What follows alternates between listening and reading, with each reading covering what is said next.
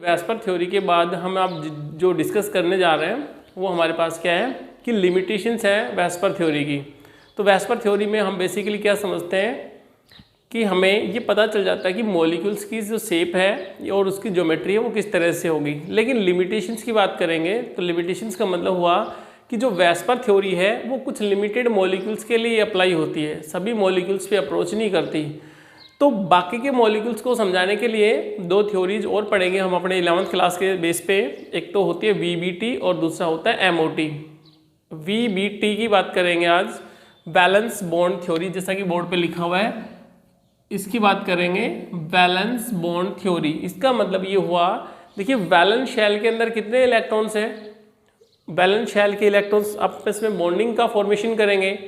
तो इसको समझाने के लिए VBT, हिटलर और लंदन दो साइंटिस्ट थे, उन्होंने बताया था पहले। लेकिन इसके बाद जो मॉडर्न हम पढ़ते हैं आजकल वो पोलिंग ने दी थी, ठीक है ना। तो आप लोग जैसे आपको क्वेश्चन पूछा जाएगा तो आप लोग आंसर क्या दोगे, VBT is described by the polling, तो आपका आंसर पोलिंग होना चाहिए।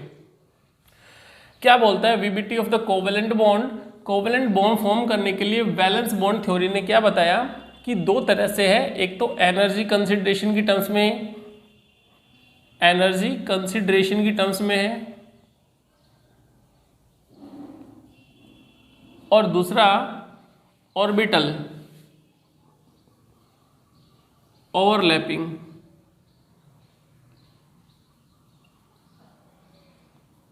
कंसेप्ट यानी कि जो VBT एक्सप्लेन करती है वो दो कंसेप्ट को एक्सप्लेन करेगी। एक तो एनर्जी कंसिडरेशन की टर्म्स में करेगी और दूसरा ऑर्बिटल ओवरलैपिंग की टर्म्स में करेगी। तो एक बार इसको देखेंगे कि एनर्जी कंसिडरेशन की फॉर्म में किस तरह से बात करेंगे। मैंने कहा कि भी हाइड्रोजन मॉलिक्यूल से ये फॉर्म्ड हो जाता है, हाइड्रोजन मॉलिक्यूल का फॉर्मेशन हो जाता है, जबकि हीलियम He2 नहीं बनता, यानी कि नॉट फॉर्म्ड।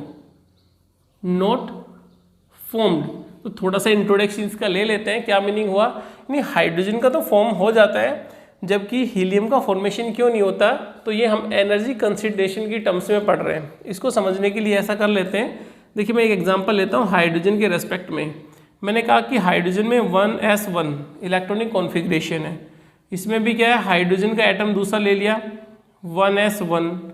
तो दोनों एटम है हाइड्रोजन के, इन दोनों की मैं बात कर लेता हूँ समझाने के लिए। हाइड्रोजन पे यहाँ पे प्रोटॉन, यहाँ पे भी क्या है प्रोटॉन, और एक क्या होगा बेसिकली इलेक्ट्रॉन्स और इलेक्ट्रॉन्स। तो देखिए रिपल्शन होगा इन दोनों इलेक्ट्रॉन्स के बीच में, तो क्या हुआ रिपल्शन। लेकिन इस इलेक्ट्रॉन का अट्रैक्शन इस न्यूक्लियस के साथ, इस इलेक्ट्रॉन का अट्रैक्शन इसके साथ, यानी कि मैं बोल सकता हूँ कि भैया रिपल्शन हमारे पास जो है इन दोनों का, लेकिन आपस में न्यूक्लियाई भी तो एक दूसरे से रिपेल करेंगे।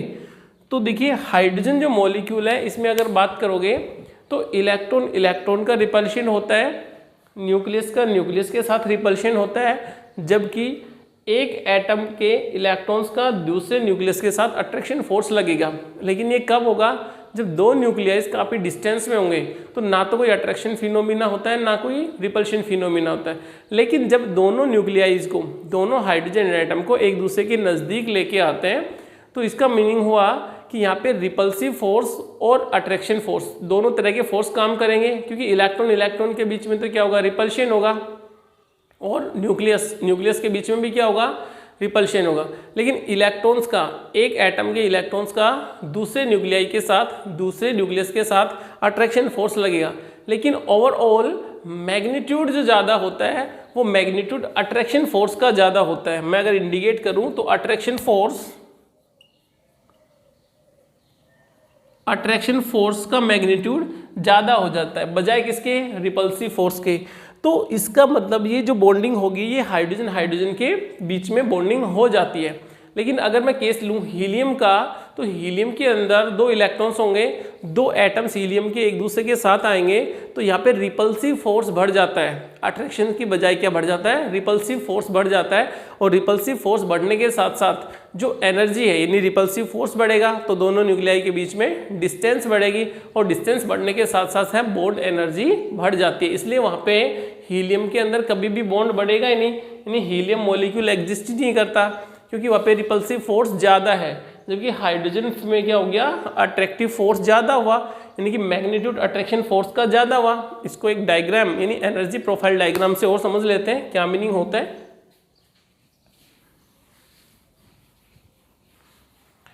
अगर मैं एक एनर्जी प्रोफाइल डायग्राम का फॉर्मेशन करूं तो ऐसा बोला जा सकता है, ये पोटेंशियल एनर्जी है, ये इंटर न्यूक्लियर डिस्टेंस है, डिस्टेंस के बीच में। और एनर्जी की फॉर्म में बात करेंगे तो एनर्जी पॉजिटिव की फॉर्म में है और नेगेटिव की फॉर्म में है। जब दो न्यूक्लियाइज को एक दूसरे के साथ लेके आएंगे तो दोनों न्यूक्लियाइज के बीच में रिपल्शन शुरू होगा, और रिपल्शन शुरू होने की वजह से डिस्टेंस भी बढ़ेगी। तो इसलिए बोला गया कि जब दोनों बीच में अट्रैक्शन फोर्स अगर ज़्यादा हो जाता है, यानी अट्रैक्शन फोर्स अगर ज़्यादा हो गया, तो जो पोटेंशियल एनर्जी है वो धीरे धीरे डिक्रीज होगी, और उसके बाद जो एनर्जी प्रोफाइल डायग्राम है हमारा इस तरह का बनेगा। मीन्स अगर दोनों एटम्स एक दूसरे के साथ कंबाइन होंगे, दो एटम एक दूसरे के साथ अगर कंबाइन हो रहे हैं, तो बॉन्ड स्टेबल कब होगा, जब maximum amount of heat, maximum amount of energy इनसे बाहर चली जाती है, तो वो बॉन्ड कैसा होगा, स्ट्रॉन्ग बॉन्ड होगा। तो इसलिए अगर एनर्जी नेगेटिव की फॉर्म में, यानी एटम दो न्यूक्लियाई जुड़ेंगे, तो एनर्जी अगर एटम रिलीज कर देता है तो वहाँ पे स्टेबिलिटी आ जाती है मॉलिक्यूल्स में, यानी मॉलिक्यूल्स कैसा होगा आपका, स्टेबल होगा। और ये जो है बॉन्ड डिसोसिएशन एनर्जी के लिए है, बॉन्ड एनर्जी। हाइड्रोजन के केस में इस तरह का प्रोफाइल बनता है आपका कि दो न्यूक्लियाई एक दूसरे के साथ जब कंबाइन होती हैं, तो इसका मीनिंग हुआ कि उसकी जो पोटेंशियल एनर्जी हो डिक्रीज हो गई, यानी एनर्जी रिलीज होती, इसलिए बॉन्ड का फॉर्मेशन हो गया। लेकिन अगर यही केस ले लेता है, यानी केस किसके लिए हो गया, हाइड्रोजन के लिए। हाइड्रोजन के लिए एटलीस्ट कितना 435 किलो जूल एनर्जी की रिक्वायर्ड होती है, उससे ज़्यादा एनर्जी होती है तो बॉन्ड ब्रेक हो जाता है।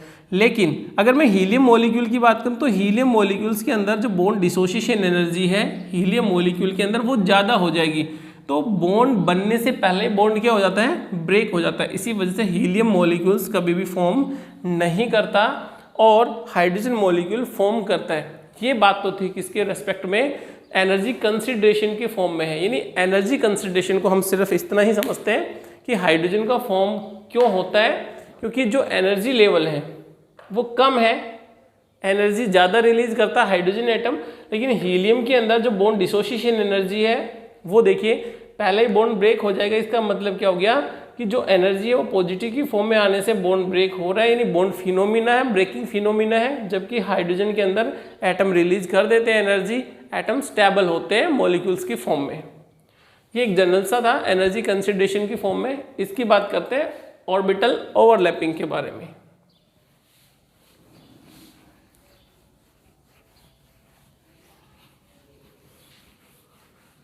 ऑर्बिटल ओवरलैपिंग कंसेप्ट क्या बोलता है, ऑर्बिटल ओवरलैपिंग,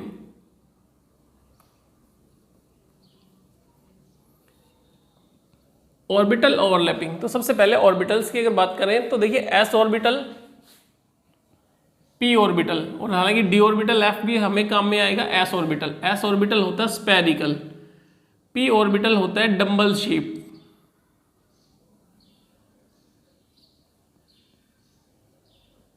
स्फेरिकल शेप, और ये होता है डंबल, डंबल शेप।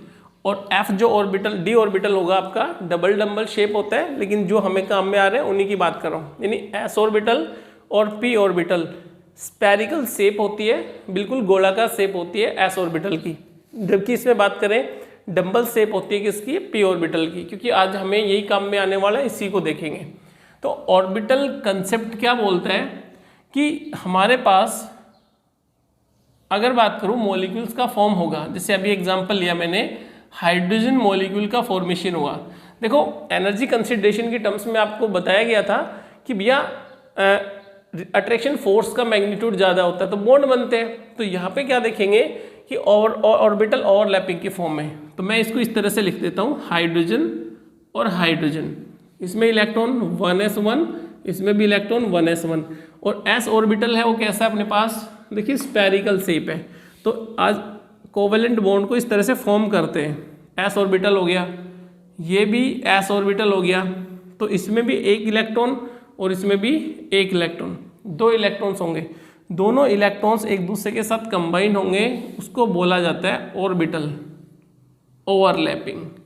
तो दोनों इलेक्ट्रॉन्स को इस तरह से दिखा दिया। देखिए अपोजिट स्पिन, इलेक्ट्रॉन की जो स्पिन है अपवर्ड, इलेक्ट्रॉन की जो स्पिन है वो डाउनवर्ड होगी। तो इसलिए जो बॉन्ड का फॉर्मेशन हुआ वो कौन सा हुआ, कोवेलेंट बॉन्ड। मतलब हुआ कि हाइड्रोजन के पास एक इलेक्ट्रॉन, देखिए दूसरे हाइड्रोजन के पास एक इलेक्ट्रॉन, हम इनको किस तरह से दिखाते थे, दोनों को जब जोड़ देते हैं तो ऐसे ही तो दिखाते हैं, हाइड्रोजन और हाइड्रोजन। तो ये बन गया आपका H2 मॉलिक्यूल, क्योंकि एक हाइड्रोजन एटम का दूसरे एटम के साथ क्या हो गया, ओवरलैपिंग हो गया, ऑर्बिटल्स एक दूसरे के साथ मिक्स हो जाते हैं और इस वजह से ये हो गया ओवरलैपिंग में। लेकिन देखिए यहाँ पे इलेक्ट्रॉन्स की बात कर रहे हैं, हाइड्रोजन में 1s1 इलेक्ट्रॉन है, अपवर्ड स्पिन ऊपर की साइड में है, 1s1 डाउनवर्ड है, तो स्पिन क्या होगी आपकी अपोजिट साइड में। जब दोनों ऑर्बिटल्स एक दूसरे के साथ मिलेंगे तो ओवरलैपिंग बोली जाती है इस बात को। तो हाइड्रोजन यानी ये जो बॉन्ड हुआ, ये कौन सा बॉन्ड बनता है आपका, आप लोग बता सकते हो, कोवेलेंट बॉन्ड। मैं इधर लिख देता हूं इसको, कोवेलेंट बॉन्ड, यानी जो बॉन्ड बन रहा है वो कोवेलेंट बॉन्ड बन रहा है हाइड्रोजन के केस में। नेक्स्ट अगर बात करेंगे, देखिए दूसरा मॉलिक्यूल लेता हूं मैं, HF मॉलिक्यूल, उसमें समझते हैं किस तरह से बॉन्डिंग होगी, कोवेलेंट बॉन्डिंग किस तरह से बनेगी। सेकंड एग्जांपल, आपने कहा HF मॉलिक्यूल, तो HF मॉलिक्यूल में देखिए हाइड्रोजन है और एक फ्लोरीन है, ठीक है। तो हाइड्रोजन में इलेक्ट्रॉन कैसे भरते हो, 1s1, ठीक है। फ्लोरीन में कैसे भरोगे, 1s2, 2s2 और 2p। p ऑर्बिटल कितने होते हैं फ्लोरीन में, 3, यानी p ऑर्बिटल हमारे पास 3 होते हैं। p ऑर्बिटल कौन कौन से होते हैं, px, py और pz। तो इसमें हो गया px, 2py, 2pz। इलेक्ट्रॉन्स यानी 9 नंबर पे होगा, तो इलेक्ट्रॉन्स फिल कर दीजिए, 1 2 3 4 5, ठीक है, 5 और 4 9, और एक अपने पास है 2pz। यानी कि हमारे पास जो आउटर ऑर्बिटल जो है 2pz हो गया। तो इसमें जो ऑर्बिटल्स के अंदर इलेक्ट्रॉन्स होंगे वो एक इलेक्ट्रॉन है, वो भी कैसा है, अनपेयर्ड। और इसके अंदर देखिए s ऑर्बिटल, इसके अंदर क्या है, एक इलेक्ट्रॉन हो गया, ठीक है। हम इससे इंडिकेट करेंगे इसको। जबकि इसमें देखिए मेरे पास हाफ फील्ड क्या है, 2pz। हम सिर्फ किसको ले रहे हैं, 2pz को ले रहे हैं, बाकी दो तो कैसे है, फुल्ली फील्ड है, जैसे 2px है, 2py है, ये तो हमारे पास क्या है, फुल्ली फील्ड। और यहाँ ऑर्बिटल कौन सा काम में आ रहा है, 2pz। तो मैं 2pz का ही डायग्राम बना लेता हूँ, z ऑर्बिटल, ये z ऑर्बिटल हो गया आपका। इसमें क्या है, एक अनपेड इलेक्ट्रॉन है, डाउनवर्ड दिखा दीजिए। जब दोनों की क्या होगी, ओवरलैपिंग होगी, तो हमारे पास कुछ इस तरह का मॉलिक्यूल बनेगा, एक इलेक्ट्रॉन हाइड्रोजन का, एक इलेक्ट्रॉन फ्लोरीन का। तो ये किसके रेस्पेक्ट में, हाइड्रोजन के लिए। जब 2 इलेक्ट्रॉन्स मिलेंगे तो एक बॉन्ड का फॉर्मेशन हो गया HF मॉलिक्यूल्स, यानी कि ये भी क्या बनता है आपका, कोवेलेंट बॉन्ड, यानी कि ये भी आपका बन गया कोवेलेंट बॉन्ड। बाकी देखिए ये क्या है, इनको हम दिखा नहीं रहे, 2px 2py दिखाना चाहे तो दिखा सकते हैं, ऑर्बिटल्स ही दिखाने हैं, नेक्स्ट डायग्राम में इनको दिखाएंगे। तो हमने सिर्फ सिंपल तरीके से समझा कि हमें कौन सा काम में आएगा, 2pz। तो मैंने 2pz वाला ले लिया ऑर्बिटल। अब ऑर्बिटल 2pz वाला लिया तो इस तरह से ही ओवरलैपिंग होगी, यानी कि इसको ओवरलैपिंग को हम बोलेंगे बाद में, भाई ओवरलैपिंग हेड टू हेड हो रही है या लेटरल हो रही है, तो वो टाइप ऑफ बॉन्ड में देखेंगे, सिग्मा में और पाई बॉन्ड में।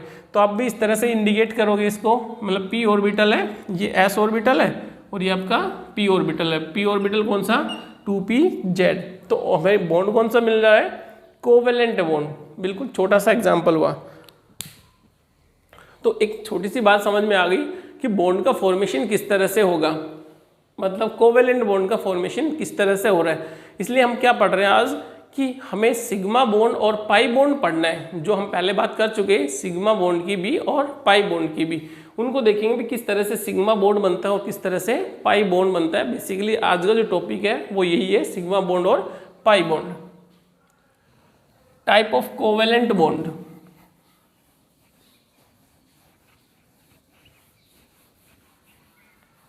इनका ध्यान रखेंगे, s ऑर्बिटल p ऑर्बिटल का। Type of covalent bond 2 type के होंगे। एक तो हमारे पास होगा सिग्मा बॉन्ड, सिग्मा बोला जाता है सिग्मा बॉन्ड, और एक होगा हमारे पास पाई बॉन्ड, इस तरह से इंडिकेट करेंगे पाई बॉन्ड। ठीक है, यानी कि अगर एक सिंगल बॉन्ड है तो उसको तो बोलेंगे सिग्मा बॉन्ड, और पाई बॉन्ड का जब फॉर्मेशन होगा तो इसमें 2 आपको बॉन्ड दिखेंगे, जिसमें एक तो बॉन्ड सिग्मा होगा और दूसरा बॉन्ड क्या कहलाएगा आपका पाई बॉन्ड कहलाएगा। इसका मतलब एक सिग्मा और एक पाई इन्वॉल्व होगा। वो पाई बॉन्ड देखेंगे भाई पाई बॉन्ड किस तरह से बनेगा। जो कोवेलेंट बॉन्ड है वो हमारे पास 2 तरह के होंगे, एक सिग्मा और दूसरा पाई बॉन्ड। देखिए सिग्मा बॉन्ड जो है, sigma bond is formed by the head on overlapping of the atomic orbital. तो इसके लिए बोल सकते हैं sigma bond is formed by head on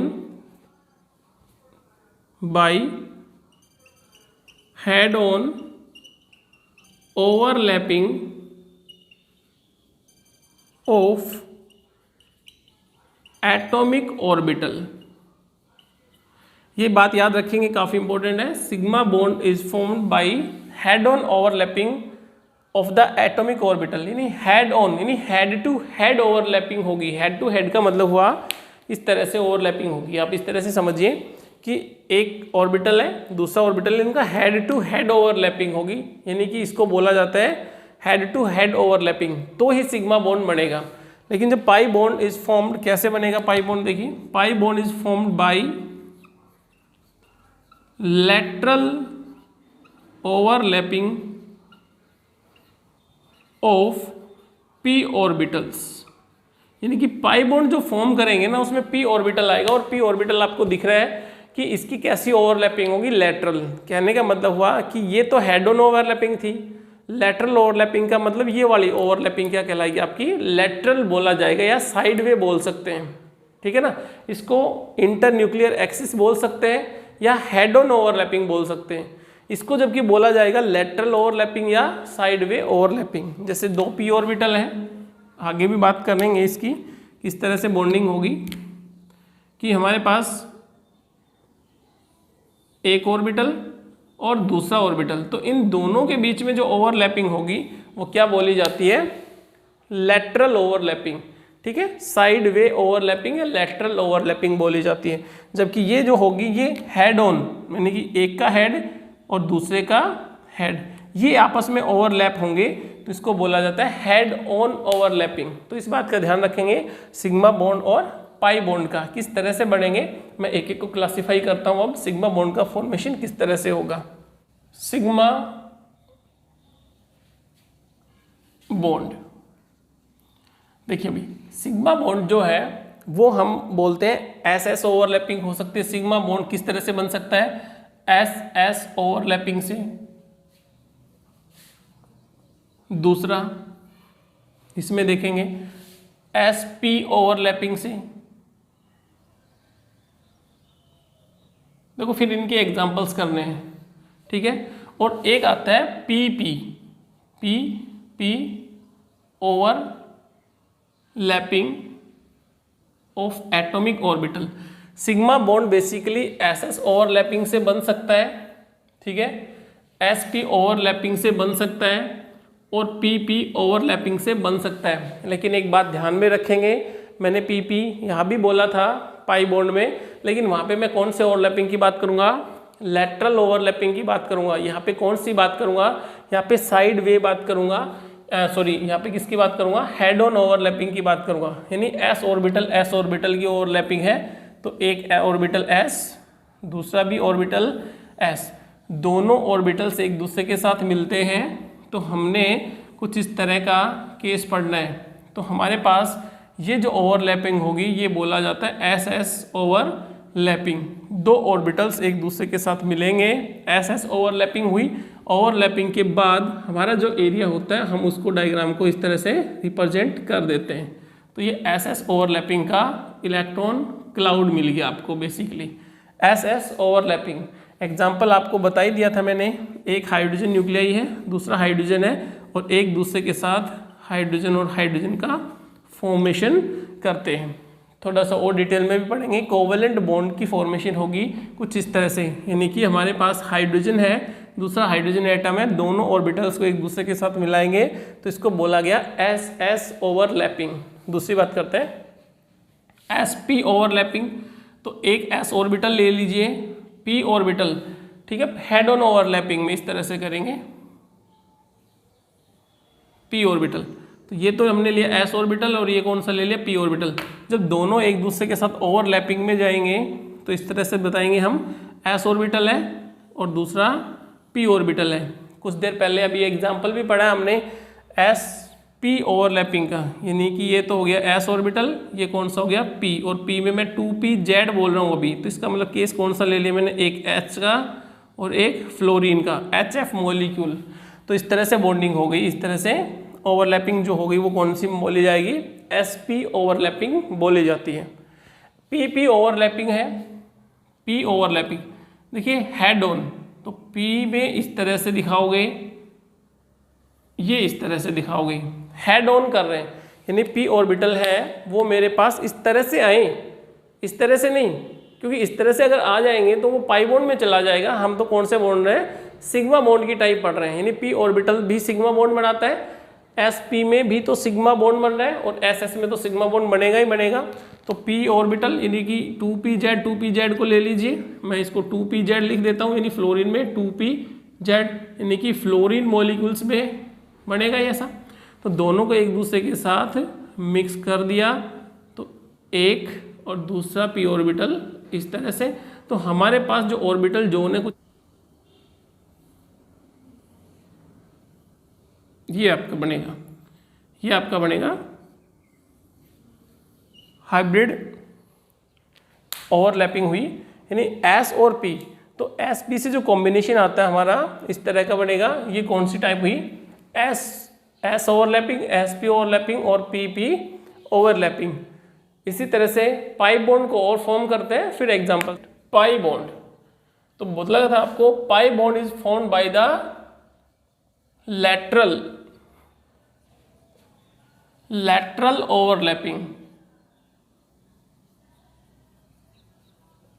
of atomic orbital। यानी lateral overlapping में किस तरह से, एक अगर p ऑर्बिटल है दूसरा भी p ऑर्बिटल हमें लेना पड़ेगा, तो दोनों p ऑर्बिटल की जो ओवरलैपिंग होगी तो ये वाली ओवरलैपिंग होगी, इसको बोला जाता है लेटरल। तो इस तरह से जो ओवरलैपिंग में चला गया, ठीक है, तो हमारे पास ये जो जोन बनता है ये कौन सा कहलाएगा, यानी कि P ओवरलैपिंग। PP ओवरलैपिंग का मतलब क्या हो गया कि जो ओवरलैपिंग है वो कैसी है, लेटरल है। तो इसका जो डायग्राम बनेगा इंटरन्यूक्लियर एक्सिस के साथ वो कुछ इस तरह का बनेगा, पाई बॉन्ड के रेस्पेक्ट में दो पार्ट्स में इलेक्ट्रॉन क्लाउड बढ़ जाता है बेसिकली। ये आपकी इंटरन्यूक्लियर एक्सिस रहेगी और इसका जो इलेक्ट्रॉन क्लाउड बनेगा वो इस तरह से बनता है। और जो बॉन्ड बोला जाता है इसको बोला जाता है बनाना शेप या बनाना बॉन्ड। बनाना बॉन्ड का फॉर्मेशन करेंगे, इस तरह से इलेक्ट्रॉन क्लाउड इनका इंडिकेट होगा।